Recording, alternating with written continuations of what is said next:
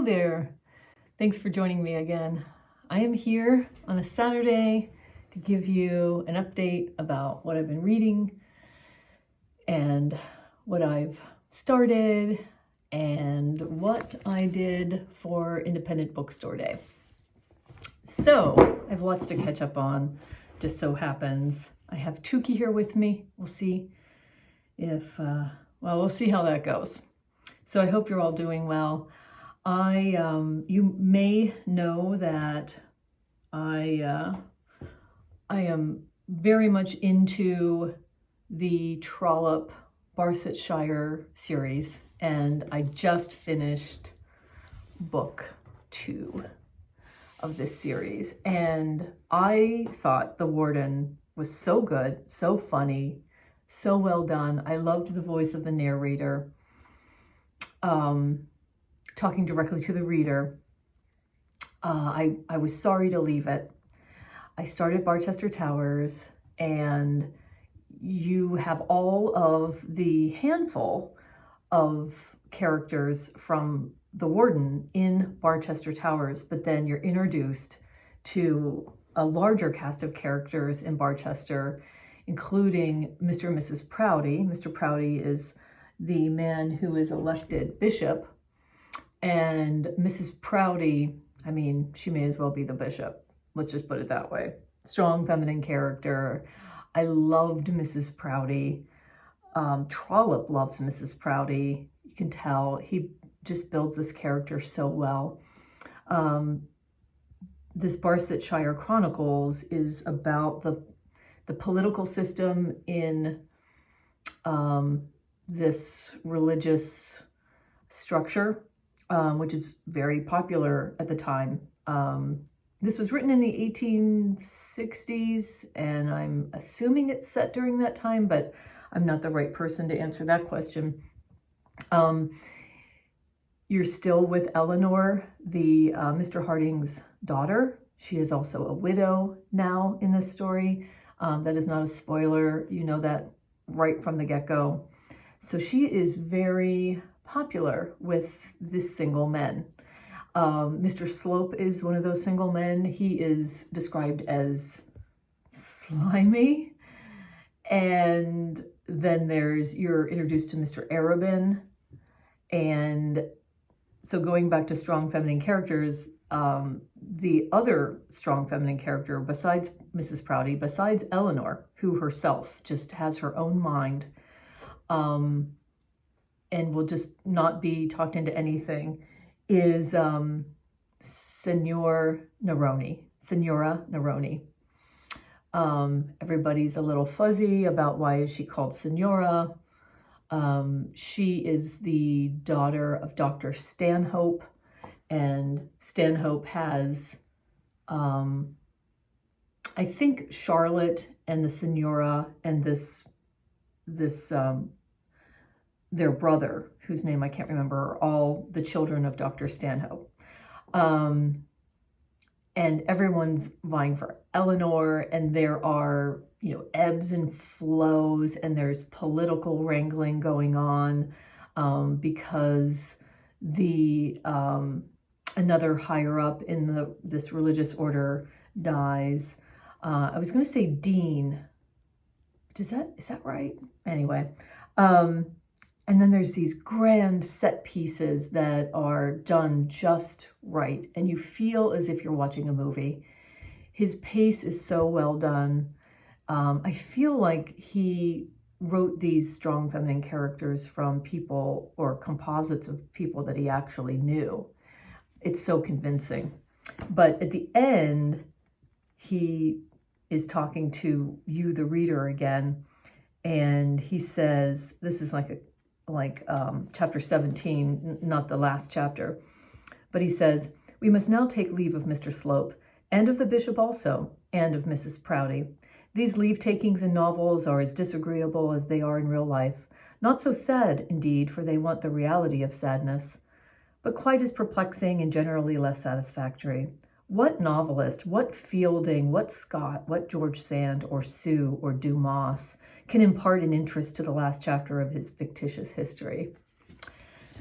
the way that he talks to the reader and engages the reader through these books is just incredible.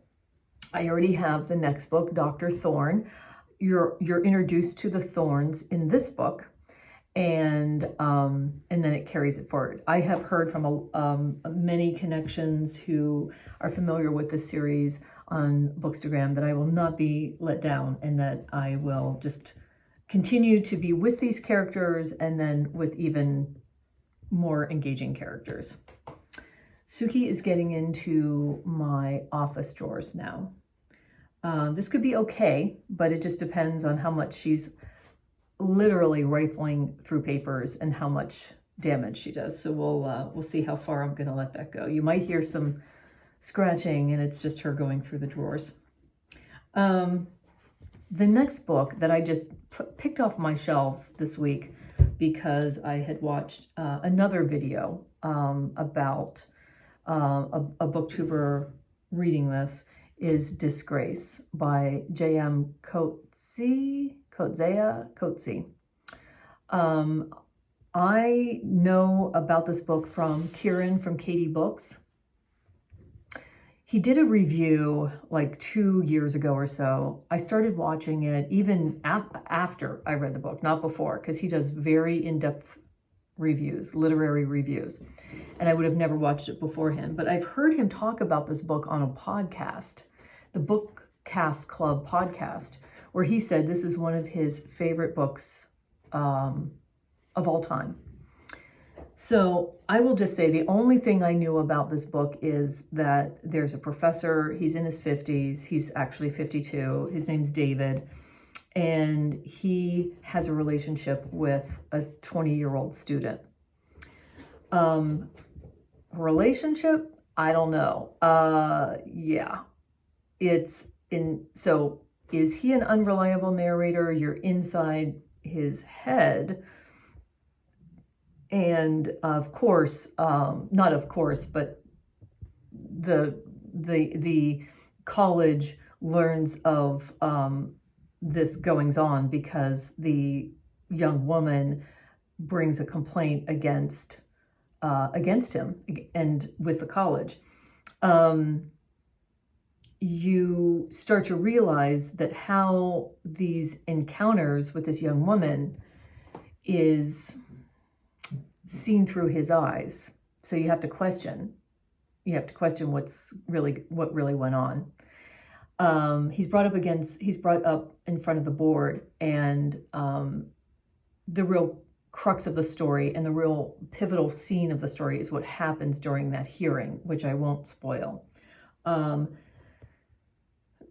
So there are triggers in this book. So without spoiling it, I'll just say that there is sexual violence, and it is not, Coetzee is not egregious, but it is a part of the story in two different places, both with this college scene, but also later on when he goes out into a very rural area of South Africa, which I failed to mention. This takes place in Cape Town, and then he goes and visits his daughter in a rural area. And there are, in this era, since this was written in 1999, I believe apartheid has happened, but there is still very much tension, and the further out in the bush that you get, the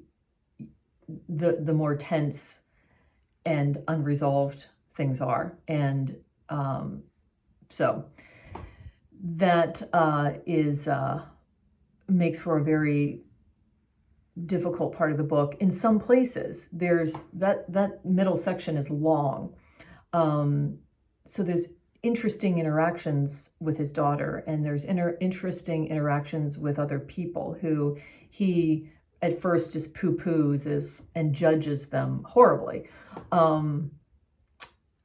But what happens to his character over time, and what happens when he's faced with making a judgment about a violent act that happens later, and seeing his own acts, does he use a different lens? There are more questions than answers that you're left with. Coetzee does not answer those questions, and it is so beautifully written. It's so cleverly written. I loved this book. I will be looking for other Coetzee novels to read as a result. There she is. And I just finished another Jean Rhys book. This one was called Voyage in the Dark, and gosh, I can't remember the first one I read, but this one was just so good. Apparently, this is very autobiographical from what I've read, and what she has said about the book. This was written in the early 1930s, and it's about really a teenager named Anna in London, who's from the West Indies, and she's just trying to make her way. She doesn't have any money, she doesn't have any skills. She meets people, she meets other women who are spending time with men. They are not explicitly in the prostitution business, but that's really what you see is happening, even though it's very gently done, but you can see that that's what's happening. She is trying to do some acting gigs. She's so wry, she's so real, and it's just a real contrast to other female writers, because she's writing a raw and gritty reality. I do want to read Wide Sargasso Sea, because that's supposed to be a prequel to Jane Eyre, and I just read Jane Eyre this year for the very first time. So I wanted to read a couple Jean Rhys before I got to Wide Sargasso Sea, so I'm really happy I read this. Her female protagonists are just written so well. You're rooting for them the whole way through. So I really enjoyed this and would recommend Rhys. Let's see where Tuki went to. I don't see her now, which means she's probably under my feet. I am almost done with Little Blue Encyclopedia for Vivian. This is by Hazel Jane Plant. I think it's her debut novel. I forgot to look up where this writer is from, and is it Australian? I should have done that. Anyway, this is about a story about Vivian, who has died. Vivian, and this story is told by one of Vivian's friends. I don't know if her friend is ever named in this book, but Vivian was a queer trans woman's, the friend writing the book is a queer trans woman, and Vivian was a straight trans friend. She's going through her stuff with Vivian's sister at first, and she decides that she wants to write about her friend, and she's going to do it through the framework of Vivian's favorite TV show called Little Blue. What was the TV show called? Little Blue something. And it's so interesting because so it's broken down by alphabet, and with every letter you're introduced to characters in the show. So Kay, Allison Kim, she worked for the Little Blue Diner. Diane Kim, she owns her own diner with her husband. Oliver Kim, Tracy Kim, you find out about these characters, but then there's always later in that section some memories that the friend is sharing about Vivian. So with each little snippet, the 26 letters, you're learning more and more about Vivian and about this friend and about other people in their lives. So I'm really enjoying the format of this. Then I read a new book, which I don't do very often, and of course Little Blue is new also, which is Y/N by Esther Yi. You can hardly see any of it on this cover and with the library sticker. But this is a Korean novel. It's about a woman who's in her 30s, and she has a roommate, and her roommate is obsessed with this K-pop band of boys, young men. And they're all named after planets or celestial bodies, I should say. And the main character is thinking this is like just so insane. How could you be so obsessed? And the friend asks the main character, who I don't know if she's ever named or not, if she wants to go to a concert with this K-pop band. She does, and she becomes absolutely mesmerized by one of the boys whose name is Moon. And then the book just takes off from there. The protagonist, the young woman, is writing on the side. So she begins to write a story, which is a Y/N story, which means insert your name here, about being obsessed by Moon. So one chapter might be her and her real life and her new obsession, following Moon, following social media, following his lives. But then the other chapter might be the story she's writing, which is another version of this obsession in her fantasy. So that's a little confusing, but once you get into the rhythm of it,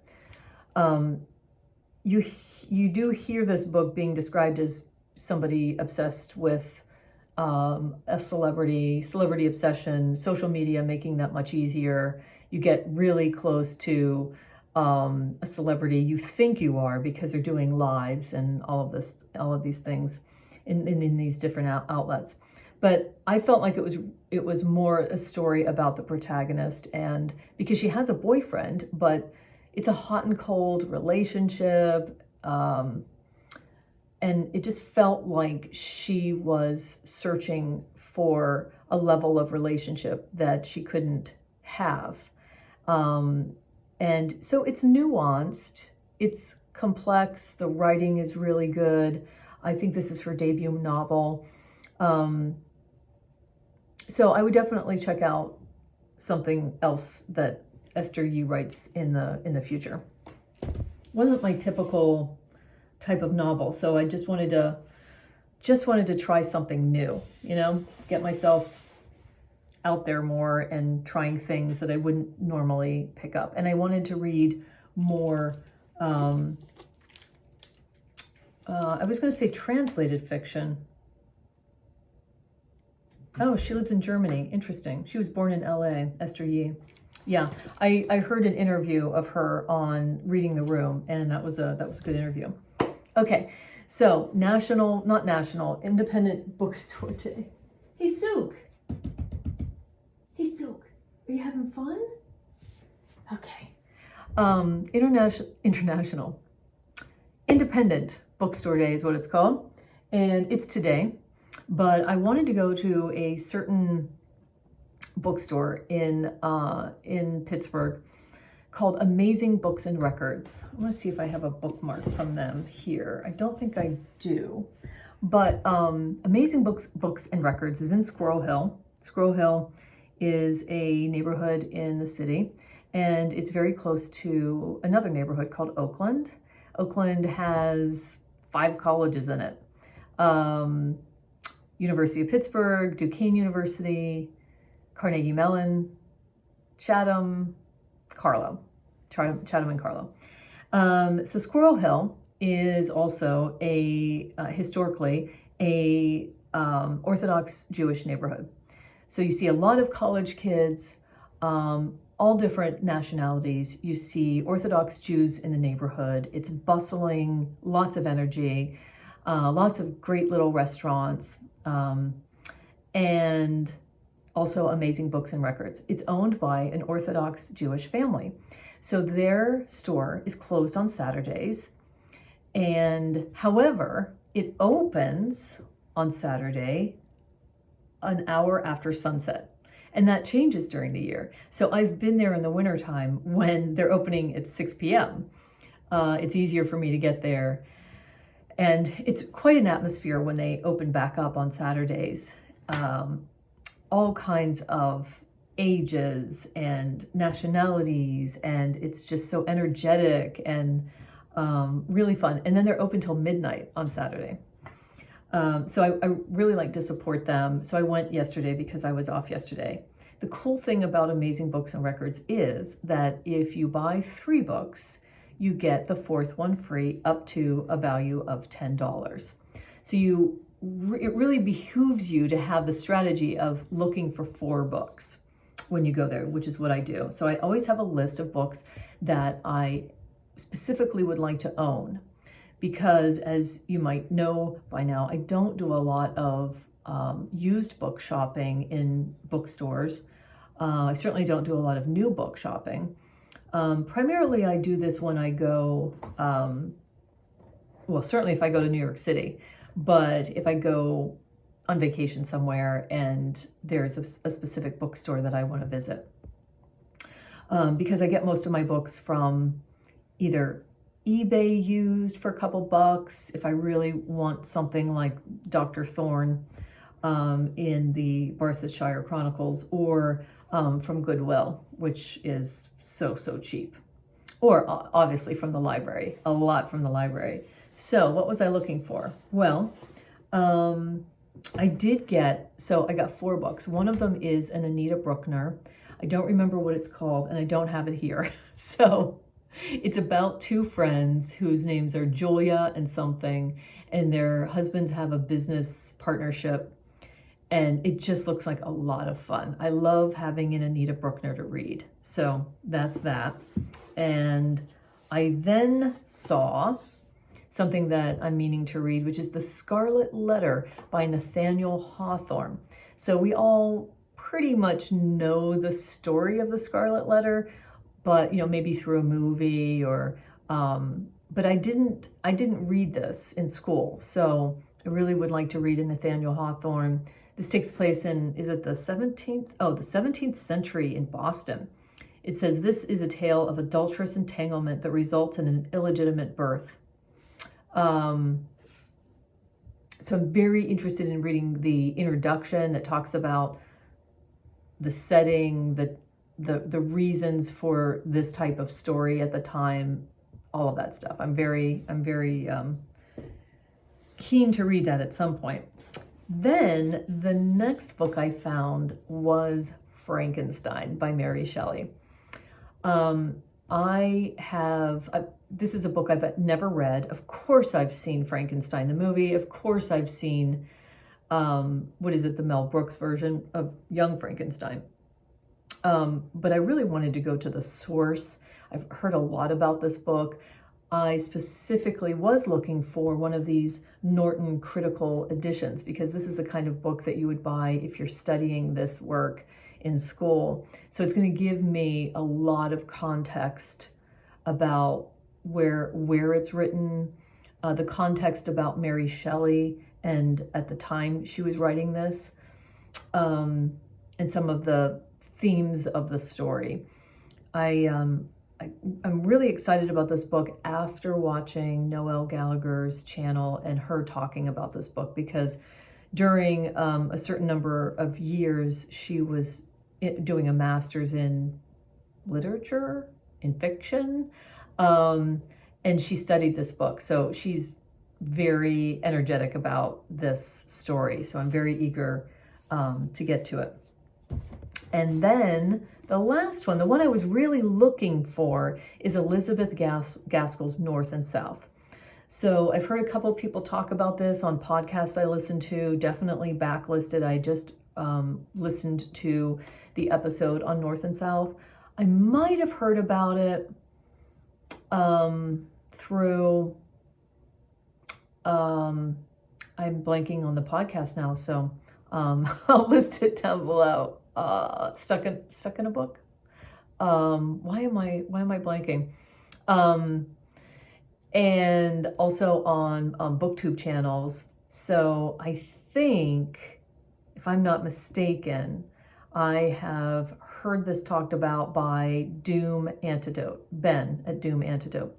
If you haven't checked out that channel, please check it out. He reads a lot of classics.